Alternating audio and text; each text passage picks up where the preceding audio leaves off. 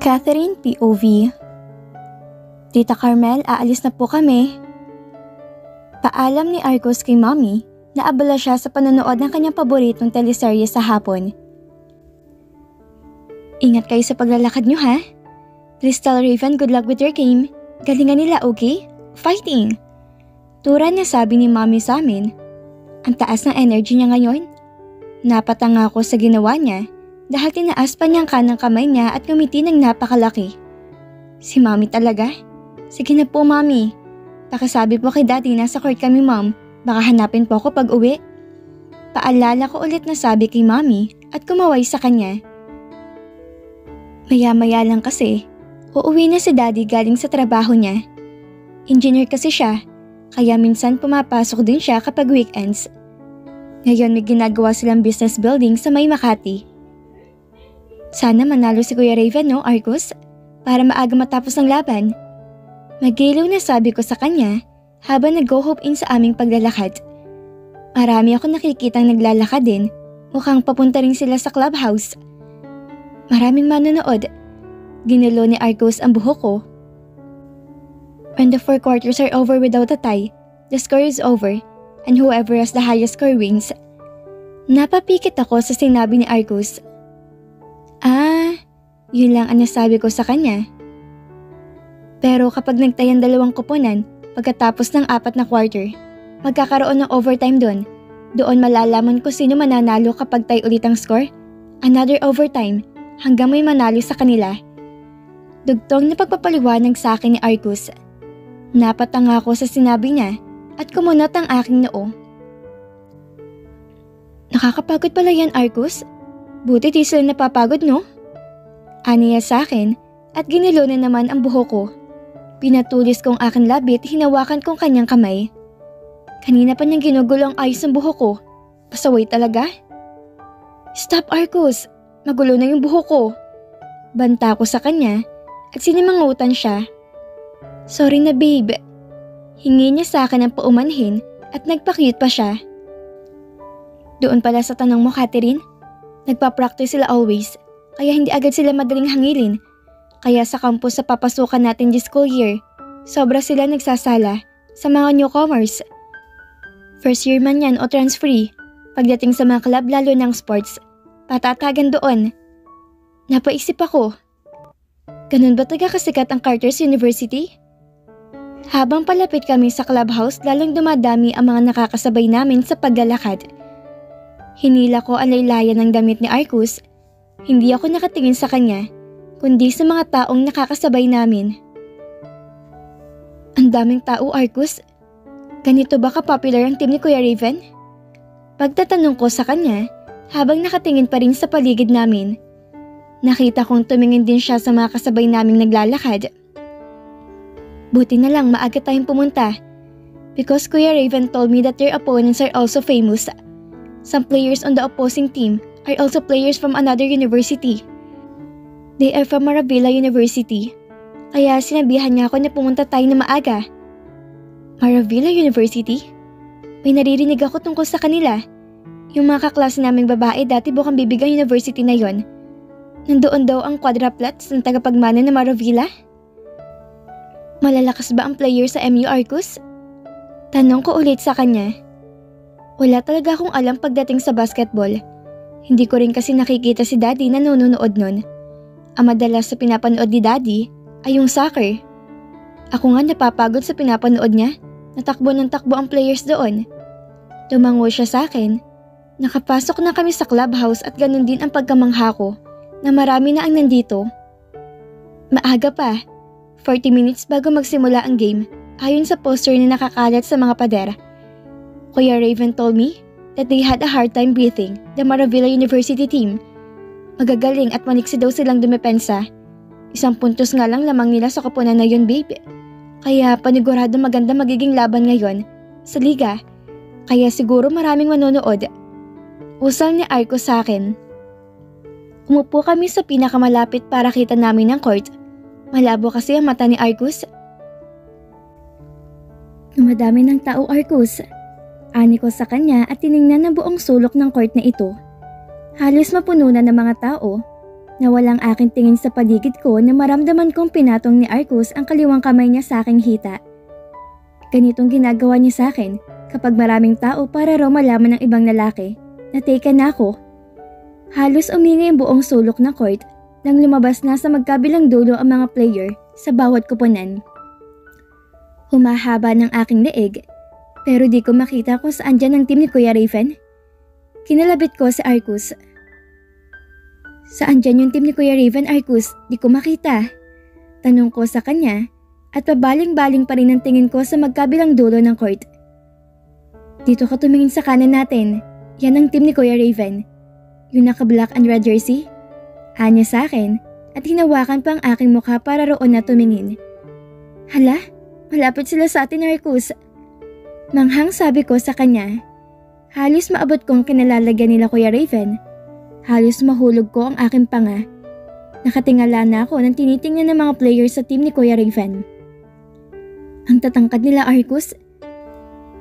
Di ako makapaniwalang sabi sa kanya. Ngumiti lang siya sa akin at ginulong aking buhok gamit ang kanang kamay niya. Sumandal na lang ako sa kanyang kaliwang braso. Lalong dumami ang mga manonood na mag-umpisa na mismo ang laro. Walang nagpapatalo sa kanilang dalawa. Nagpapalitan sila ng puntos ayon sa sinabi ni Arcus sa akin. Nakaramdam ko nga, naiinis rin siya sa akin kasi ang dami kong tanong kung ano ginagawa na nila. Katulad nung isang manlalaro, nandoon sa harap ng ring, tapos may 5 nakahilera sa kanya. 3 sa kabilang side niya at 2 sa kabila naman. Sabi ni Arcus, fit row daw ang tawag doon. Tumango lang ako sa kanya kahit di ko maintindihan kung para saan ang fit row na sinasabi niya. Naging mahigpit ang palitan nila ng puntos. Nakatingin lang ako sa scoreboard, 76-73. Lamang sila Kuya Raven na 3 puntos. Napakapit ako sa braso ni Arcus na nakadantay pa rin sa aking hita. Kinakabahan ako, Arcus. 3 lang naman nila, di ba? Baka mahabol sila ng kalaban. May hinang sabi ko sa kanya. Nag-iingat ako kasi marami ring mga supporter yung kabilang team, Maravilla University. Tumingin siya sa akin. Parang ikaw pa yung naglalaro kaysa sa kanila, ha? Don't be nervous, babe. That's how it's in sports. There are winners and there are losers. Kalmado ni Arcus sasabi sa akin at tumingin ulit sa court. Tinulos ko ang aking labi at kinurot siya nang mahina sa kanyang braso. Bad ka, ani ko sa kanya at sinamaan siya ng tingin. Hinaplos lang niya ang aking hita.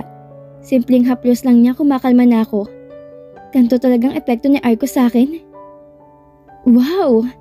Manghang sabi ko na maka 3 points si Kuya Raven. Muntik pa ako mapatayo dahil sa gulat ko. 3 points yun, Arcus, diba? Kalabit ko sa kanya at tumango siya sa akin. Ang galing! Lamang na sila Kuya Raven ng 5 puntos sa kalaban nila dahil sa ginawa niyang 3-point shot. Come on, let's go out first. Tapos na rin naman yung game. Panalo na sila Kuya Raven. May hirapan tayong lumabas kapag sumabay tayo sa mga tao. Wika ni Arcus sa akin at dumaan kami sa mga taong nagsisiksikan. How did you know they won, Arcus? Pagtatanong ko sa kanya at lumingon sa court. May oras pa kasing 49 seconds bago kami lumabas. Kaya paano siya makakasigurong panalo na ang team nila Kuya Raven? They will not let Kuya Raven score the opponents, so they are sure to win. Marahan niyang sabi sa akin at nag-umpisa ng lumakad palayo sa court at sa clubhouse. Wala na akong nagawa kundi ang sumunod sa kanya. Ganun ba yun? Didiretso na tayo sa inyo? Kakain na tayo, Arcus? Masayang tanong ko sa kanya at tumatalon-talon pa habang lumalakad. Yes, kaya come on babe. Pinalibot kong aking kanang kamay sa kanyang kaliwang braso. Arcus, dalian mo yung kilos. Mahuli tayo sa pagsundo kay Tinay. Aawayin tayo nun. Sigaw ko sa kanya. Paano kasi ang bagal ni Arcus kumilos? Para siyang pagong. Kundi pa ako pumunta sa bahay nila, naghihilik pa siya dahil sa kalasingan. Buti na lang di siya pinagalitan ni Tita Norma, maging si Kuya Raven din kasi nalasing. Nanalo sila kagabi sa game nila, kontra Maravilla University. Yun din kasi ang pangalan ng team nila. Pinangalanan nila ang campus nila. Sobrang daming tao sa bahay nila Arcos kagabi. Pumunta rin kasi ang mga teammates ni Kuya Raven, kaya sobrang gulot ang ingay ng buong paligid kagabi. Hindi ko na nga napigilan si Arcos na huwag uminom. Paano naman kasi, tinawag ako ni Mommy, tapos pagbalik ko, ayun, nasa table na ng mga players si Arcos, nakikiinom na rin. Ayan kasi, uminom ka pa kagabi. Sinabihan na kitang susunduin natin si Tina sa airport. Ikaw talaga Arcos, pasaway ka kahit kailan, di ka naman marunong uminom eh. Sermon na sabi ko sa kanya. Binigyan ko siya ng isang basong tubig at nilagay ko sa kanyang kanang palad ang gamot sa hangover. He groans at napahawak sa kanyang ulo. Masakit ba talaga yung ulo mo? Ako na lang pupunta. No, sasamahan kita. Mawawala rin to mamaya. Putol niya sabi ni Arco sa akin. Nakapag-book ka na ba ng Grab babe? Tanong niya sa akin. Lumaki ang aking mga mata at umiling sa kanya. Nakalimutan ko Arcos, ikaw kasi eh. Angil ko sa kanya at tumakbong pupunta sa sala nila. Nakalagay kasi roon ng handbag ko, then nandoon ang phone ko. Kinuha ko to at bumalik na naglakad papunta sa kusina. Bakit kasi nakalimutan ko mag-book agad pagkababa namin ni Arcos? Makakalimutin din ako. Ayan na, nakapag-book na ako babe. 493 pesos papunta sa airport. Ikaw ang taya ha? Agarang sabi ko sa kanya para di siya makatanggi sa akin. Hinila ko siya patayo sa dining table at kinaladkad papuntang sala nila. Diyan ka lang ha? Lalabas tayo kapag malapit na si Manong Grab. Ngiting sabi ko sa kanya. Pasuyap-suyap ang aking tingin sa phone na hawak ko. Medyo may kalapitan lang kasi si Manong Grab. Kaya any moment, makakarating siya agad dito. Pinagdarasal ko na mauna kaming dumating kay Tinay sa airport. Pakaramdam ko kasi, bubulyawan kami nun kapag na-late kami. Ituturo ko talaga tong sa Arcos. Sasabihin ko kasalanan niya, ba't kami nahuling pumuntang airport. Arcos, tumayo ka na dyan. Agarang sabi ko sa lalaki na kasandal ang ulo sa sofa nila at nakapikit. Pinalo ko siya na mahina para magising siya. Nandiyan na yung Grab Arcos, come on. Ani ko sa kanya at hinila siya patayo. Tita Norma, aalis na po kami. Paalam na wika ko kay tita na naglilinis sa mga figures niya. Ingat kayo Catherine and Arcos. Bili niya sabi niya sa amin at tumango ako sa kanya. Yes ma'am. Walang ganang sabi ni Arcos kay tita Norma na humikab pa siya. Mabagal kaming lumakad palabas ang sala nila. Binabagalan ko rin ang paglalakad ko kasi ang bagal niya kahit alam kong kailangan naming bilisan ng pagkilos namin. Ayan na, turo niya sabi ko kay Arco sa kotseng kulay dark green. What's the driver's name babe? Pagtatanong ni Arco sa akin at sinabi ko naman ang pangalan ng driver ayon sa app nila. Nang huminto ang kotse, siya agad ang lumapit doon. Binuksan ni Arco ang passenger seat at kinausap ang driver. After nun, sinarado niya ang passenger seat at binuksan ni Arcos ang backseat ng kotse. Come on babe. Ihaya niya sa akin at pinauna niya akong pumasok sa loob ng backseat. Tiningnan ko ang driver ng Grab. Medyo may edad na rin siya. Maayos naman ang loob ng kotse niya. Ang bango pa nga. Iha, iho, pwede kayong kumuha ng candies dyan. Libre lang yan. Pag-aalok niya sa amin at pasimpleng tinurong isang lalagyan ng pagitan ng driver seat at passenger seat. Binuksan ko to at ang daming ang iba't ibang klaseng candies ang nasa loob. Salamat po tatay. Wika ko sa kanya at kumuha ng coffee candy. 2 kinuha ko. Binigay kong isa kay Arcos. Sino bang susunduin niyo sa airport mga anak? Magulang niyo bang uuwi ngayon? Pagtatanong niya sa amin habang nagdadrive siya. Hala, ang daldal niya tatay. Umiling ako sa kanya. Hindi po tay, kaibigan po namin yung susunduin namin doon. Dito na po ulit kasi siya mag-aaral. Sagot ko sa kanya. Hinawakan ko ang buhok ni Arcos. Nakaidlip kasi siya sa aking braso. Pinabayaan ko na lang. Alam ko kasing masakit pa ang ulo ng isang to. Bagay kayo ining ni Tutoy. Namula ko sa sinabi niya.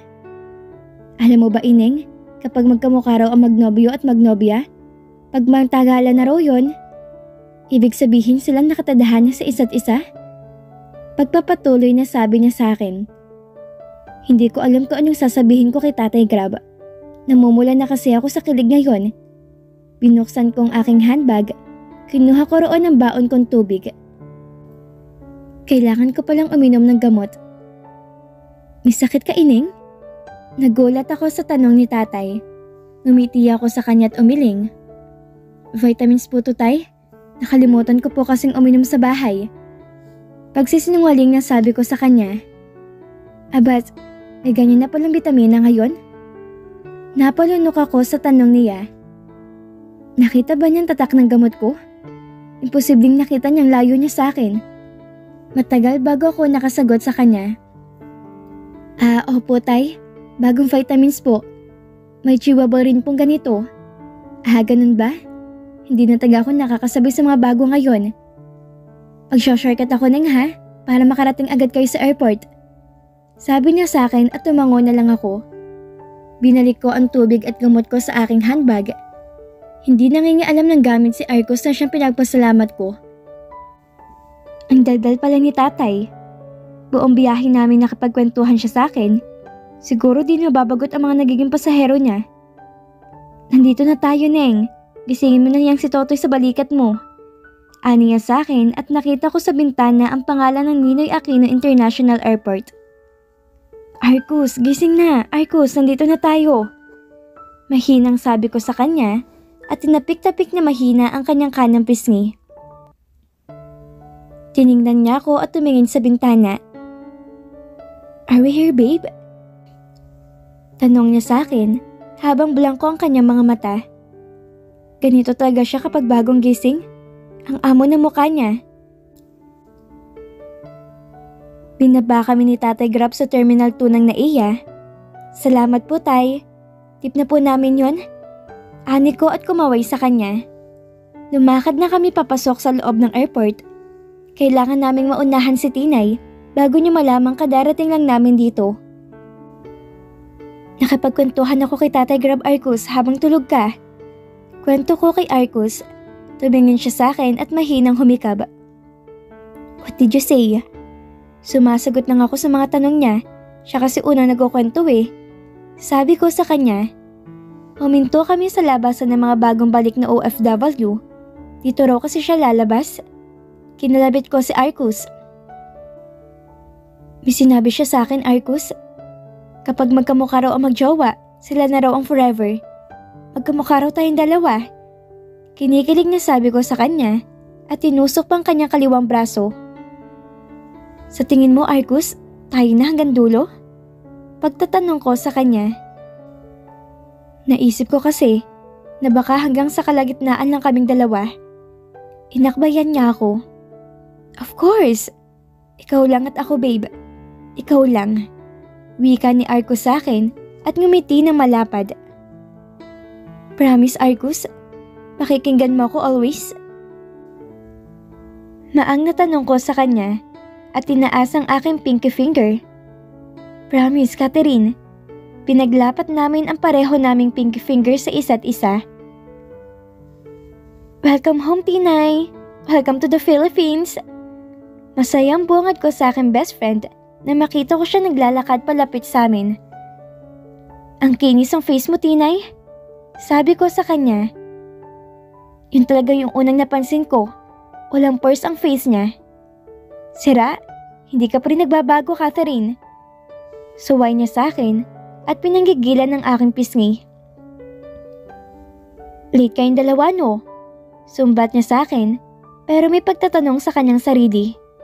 Hindi ang aga kaya naming dumating. Diba, Arcos? Pagtanggi ko sa kanya, pinandilatan ko ng palihim si Arcos para tumango siya kay Tinay. Tinapik ni Tinay ang pisngi ko. Lumalabas na naman yung mannerism mo, Catherine. Turo niya sa aking mga mata. Pinandidilatan mo si Arcos, tapos kinikis-kis mo yung palad mo? Ganyan ka diba kapag kinakabahan? Pangaasar niya sa akin. Napanguso ako sa sinabi niya. Hindi pa rin niya nakakalimutan tong mannerism ko. Hindi ko naman kasalanan na late kami dumating Si Arcos kasi? Turo ko sa lalaking nasa tabi ko at tinutulok na niya ang mga baggage ni Tinay. Kasalanan ni Arcos, nalasing kagabi dahil championship sa liga. Nanalo sila Kuya Raven eh. Sumbong niya sabi ko kay Tinay.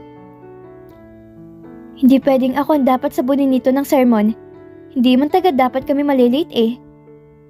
Tara na, Catherine. Arcos no longer pays attention to you. He is already walking far. Wika ni Tinay sa akin at tinuro si Arcos na malayo na nga ang nalakaran sa amin. Arcos! Madiin sabi ko na lang sa pangalan niya. Hindi pa rin ba siya nagbabago? Tahimik pa rin? Lumingon ako kay Tinay habang nakatingin siya kay Arcos. Naglalakad na rin kami at hinahabol namin si Arcos. Ang haba kasi ng biyas niya. Tumango ako sa kanya. Oo, pero may kinakausap na rin siya para sa akin. Kaya unti-unti na siyang lumalabas sa comfort zone niya. Masayang sabi ko kay Tinay na nakatingin na rin ako sa likod ni Arcos. Good for him. Hindi naman kasi habang buhay ikaw at ikaw lang kakausapin yan. Anya sa akin at sumang-ayon ako sa kanya. Oo nga pala Tinay, nakapag-enroll ka na ba sa Carter's University? Enrolled na kami pareho ni Arcos. Pagtatanong kong sabi sa kanya, nakita naming huminto si Arcos at lumingon to sa amin ni Tinay. Bakit ka huminto sa paglalakad? I asked him because he suddenly stopped. Grab babe. Dalawang salitang sabi ni Arcos sa akin. Ay oo nga pala. Kinuha kong phone ko sa handbag. Bubuksan ko sanang app na yon, pero inagaw ni Arcos sa akin ang phone. Ako na, mag-usap na lang kay ni Tinay. Tipid niya sabi ni Arcos sa akin at tiningnan ng aking phone. At dito na po nagtatapos ang part 5 ng ating kwento. Sana po ay muli niyo akong samahan sa mga susunod na kabanata na ibabahagi ko sa inyo. Maraming salamat po at ingat po tayong lahat.